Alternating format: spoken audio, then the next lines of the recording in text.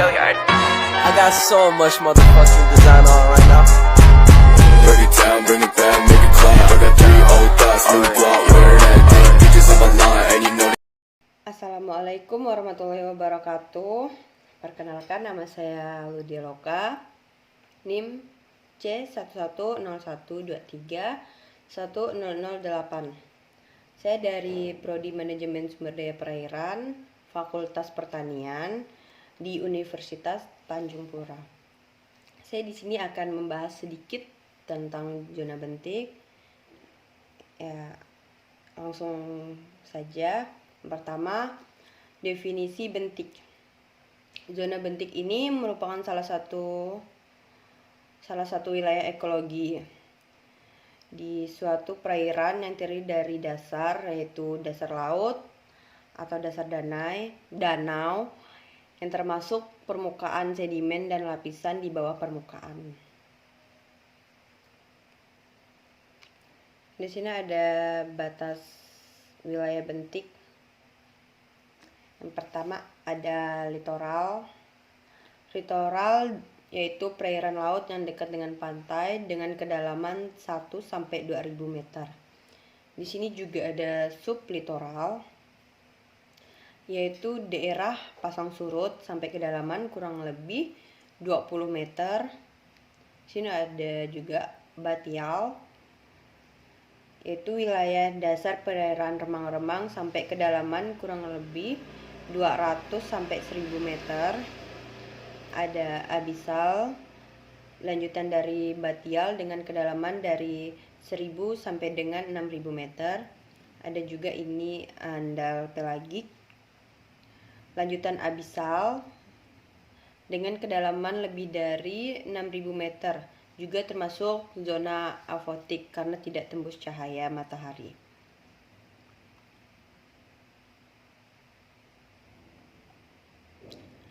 Ada jenis tumbuhan, faktor pembatas, dan penyebaran serta manfaat tumbuhan di wilayah bentik.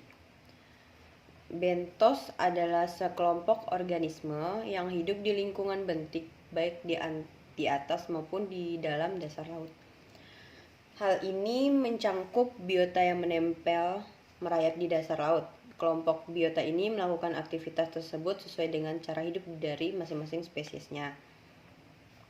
Juga termasuk di dalamnya seluruh hewan dan tumbuhan yang berada di daerah yang masih dipengaruhi oleh air pasang, daerah seperti litoral dan daerah sublitoral, dan yang tinggi di laut yang sangat dalam, yaitu daerah batial dan abisal.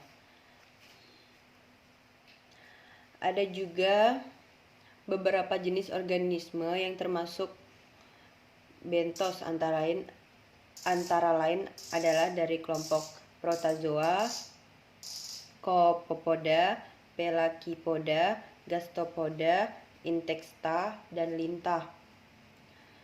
Ada juga organisme yang lainnya seperti bintang laut, tiram, kerang, teripang, bintang apung, dan anemon laut. Ini juga memiliki peran yang cukup penting, yaitu sebagai sumber makanan bagi ikan dan juga bagi manusia.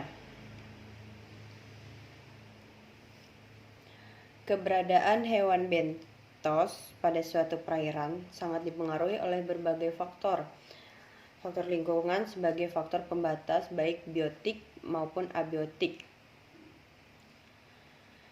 Di sini faktor biotik yang berpengaruh di antaranya adalah produsen yang merupakan salah satu sumber makanan bagi hewan bentos, dan interaksi spesies serta pola siklus hidup dari masing-masing spesies dalam komunitasnya.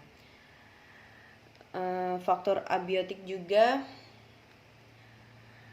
adalah fisika kimia air, dan yang diantaranya ada suhu, arus, DO, kebutuhan oksigen biologi dan kimia, serta kandungan nitrogen, kedalaman air, dan substrat dasar. Menurut Arisandi 2001, dalam Apriliana 2006, penetrasi cahaya seringkali dihalangi oleh zat yang terlarut dalam air, terutama bila disebabkan oleh lumpur dan partikel yang dapat mengendap. Perairan ini juga tidak terlalu dalam disebabkan oleh tingginya bahan organik yang mengendap di dasar sungai. Bahan organik tersebut berasal dari fiksasi bakteri dan serasah tumbuhan di atas perairan.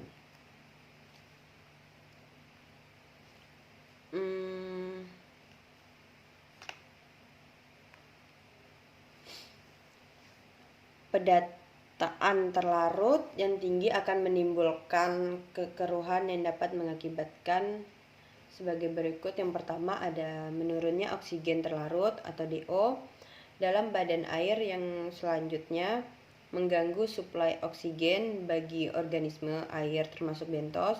Yang kedua, menurunkan penetrasi cahaya matahari yang masuk ke dalam badan air sehingga mengganggu proses fotosintesis tumbuhan air seperti hidrial, ganggang air, dan alga sedimentasi dasar laut, sehingga akan menutupi dasar sungai yang merupakan habitat bagi bentos. Itu terdapat di dalamnya ada kerang, remis, kijing, siput, dan lain-lain. Lambat laun, kondisi ini akan berdampak pada punahnya berbagai jenis bentos. Di sini ada bentos tumbuh-tumbuhan. Penyebaran dibatasi oleh daerah litoral dan daerah sublitoral, di mana masih terdapat sinar yang cukup untuk dapat berlangsungnya proses fotosintesis. Ada 3 macam grup tumbuh-tumbuhan yang terdapat di daerah ini. Yang pertama, tanaman ini yang bersel tunggal umumnya hidup di bagian permukaan pasir dan lumpur. Yang kedua, tanaman ini berukuran besar, seaweed, yang cenderung dijumpai di segala tempat yang cocok untuk tempat menempel. Yang ketiga, ada beberapa tanaman berbunga seperti rumput laut Zostera dan beberapa pohon-pohonan dan semak-semakan yang hidup di mangrove terdapat di daerah litoral. Di sini ada makroalga yang merupakan tumbuhan laut yang juga disebut tumbuhan bentik, yang termasuk dalam divisi Talophyta, yaitu tumbuhan yang mempunyai struktur karangka tumbuh tidak berdaun, berbatang, dan berakar. Namun semuanya terdiri dari talus pecabangan talus bercabang 2 dan terus menerus. Talus utama secara selang-seling bercabang 2 seperti cabangnya berpusat melingkari aksis sumbu utama, dan juga sederhana tidak bercabang. Di sini ada hewan-hewan bentik. Bentos hewan dibedakan menjadi 2 berdasarkan tempat hidupnya, yaitu infauna dan epifauna.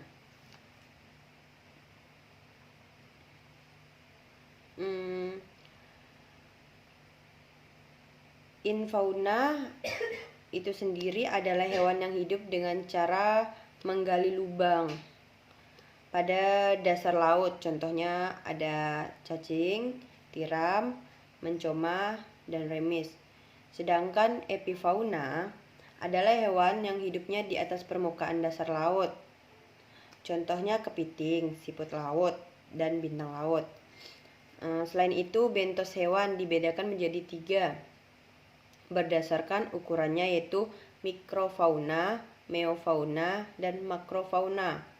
Mikrofauna, hewan yang memiliki ukuran lebih kecil dari 0,1 mm, contohnya bakteri, diatom, chilata, amoeba, dan vigilata. Meofauna yaitu merupakan bentos yang mempunyai ukuran antara 0,1 mm sampai 1,0 mm, contohnya nematoda, Cephepoda, dan conifera. Di sini ada juga mangrofauna, yaitu merupakan bentos yang memiliki ukuran lebih dari 1 mm, 0,04 inci. Contohnya ada cacing, Annelida, mollusca, sponge, dan crustacea.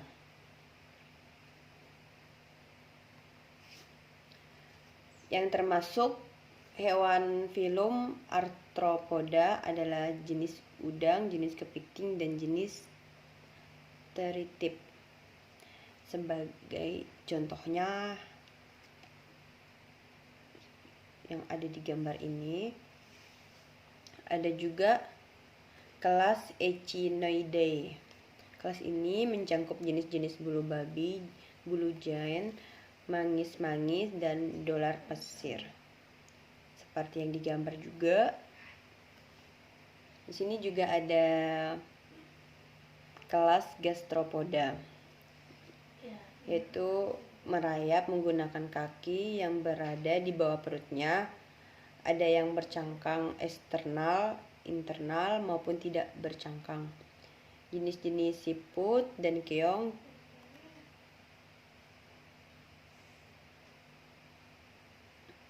jenis-jenis kelinci laut, dan jenis-jenis siput telanjang seperti yang digambar. Keong racun, kelinci laut, nudibranchia. Ada kelas Holoturoidae seperti di gambar ini juga. Kelas ini terdiri dari beragam jenis-jenis teripang. Ada filum Chordata, subfilum Tunicata. Contohnya digambar lubang air keluar, lubang air masuk. Propalea sp. Secara sekilas hewan Tunicata tampak seperti hewan spons filum Porifera. Tetapi susunan tubuh hewan Tunicata lebih kompleks dibandingkan dengan hewan Porifera. Satu ciri khas utama hewan Tunicata adalah adanya notochord yang terkadang terlihat dengan mata telanjang dan berada di sisi dorsak punggung tubuh. Ini foto bulu seribu Achnataster franci. Peranan organisme bentos dapat membantu mendaur ulang bahan-bahan organik, berperan penting dalam siklus rantai makanan, dapat membantu proses mineralisasi karena memiliki siklus hidup yang panjang serta pergerakan yang terbatas. Organisme bentos ini juga bisa dijadikan sebagai indikator terjadinya pencemaran. Jadi kesimpulannya yaitu nilai-nilai penting komunitas bentik adalah sebagai mata rantai jaringan makanan yang menjadi sumber pakan bagi ikan-ikan karnivora.